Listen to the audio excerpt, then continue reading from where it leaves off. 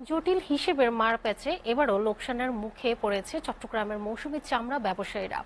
লবণযুক্ত কিংবা লবণ ছাড়া পিস অথবা বর্গফুটের হিসেব নিয়ে গড় মিলে অভিযোগের আঙুল আড়ত সিন্ডিকেটের দিকে।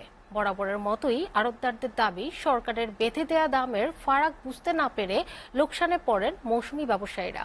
বিভিন্ন মাদ্রাসা ও সামাজিক সংগঠনগুলো বাড়ি বাড়ি থেকে চামড়া সংগ্রহের পর লবণ দেওয়ার প্রচলন শুরু হওয়ায় নষ্ট হচ্ছে না জাতীয় সম্পদ। অমিত দাসের ক্যামেরায় সোহাগ কুমার বিশ্বাসের প্রতিবেদন।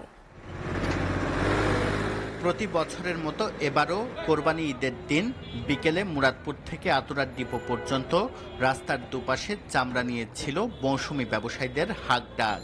কেউ রাস্তার পাশে চামড়ার পসরা সাজিয়ে বসেন, কেউ বা গাড়িতে চামড়া রেখেই ব্যস্ত দরদামে।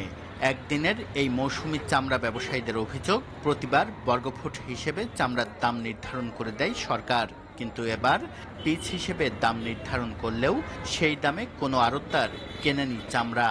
এখন তো দাম ওঠার পর এখন তো চামড়ার কোনো জ্ঞান নেই, সিকিউরিটি নেই। এখন অনেক বড় 200 টাকা তো চামড়া মৌসুম ব্যবসা কম দেখা যাচ্ছে, কারণ হতে এখানে আসে মনে না ওরা যে রেডি ওখান থেকে গ্রাম থেকে নিয়ে আসে রেডি এখানে বিক্রি করতে পারতেছে না। গ্রামে তো চাই 300 টাকা 700 টাকা, এখানে চাই 200 টাকা। লস দেওয়ার হারানো মানে অনেক দেরি। 11টার থেকে এই পর্যন্ত বসা, কিন্তু কাস্টমার আসতেছে না। এখানে অনেক চামড়া থাকতো, এখন কিন্তু আসে না। তবে আড়তদাররা বলছেন, সরকারের বেঁধে দেয়া দামের ফাঁক ফোকর বুঝতে না পারায় লোকসানের মুখে পড়েছেন মৌসুমী ব্যবসায়ীরা। এখানে আড়তদারদের করার কিছুই নেই। চট্টগ্রামের ট্যানারির মালিকরা যদি ট্যানারি না আসে, ঢাকায় বিক্রি করলে আমাদের চামড়া একটাতে 500 টাকা খরচ হবে গাড়ি ভাড়া থেকে। তো আমরা ওইটা বাদ দিয়ে চামড়াটা কিনতে হবে। তার কারণ আমরা কিনতে গেলে যদি একটা বিস্পিডি মালের দাম যদি আমরা মনে করেন 700 টাকা মূলি, ব্যাপারীরা আমাদের সাথে রাগারাগি করতেছে। সরকার থেকে দাম দিছে 1000 টাকা, আপনার 700 টাকা পান, তো আমার 500 টাকা তো খরচই আছে।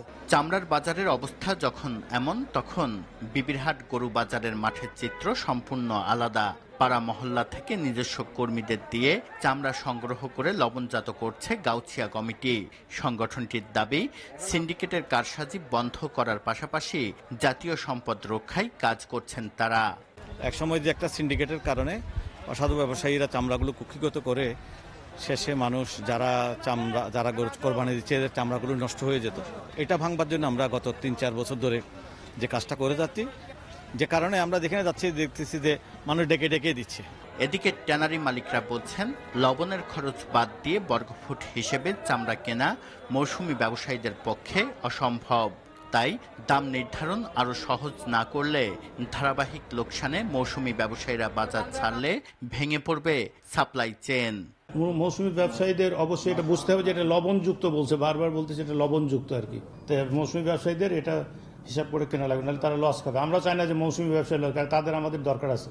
তারা যদি ডোর টু ডোর কালেকশন না করে তাহলে আড়তদাররা পাবে না, আড়তদাররা না পেলে আমরা পাবো না। এবারের কোরবানির ঈদে চট্টগ্রাম আড়তদার সমিতি 3.5 লাখ ও গাউছিয়া কমিটি 1 লাখ পিস চামড়া লবণজাত করার লক্ষ্যমাত্রা নির্ধারণ করেছে।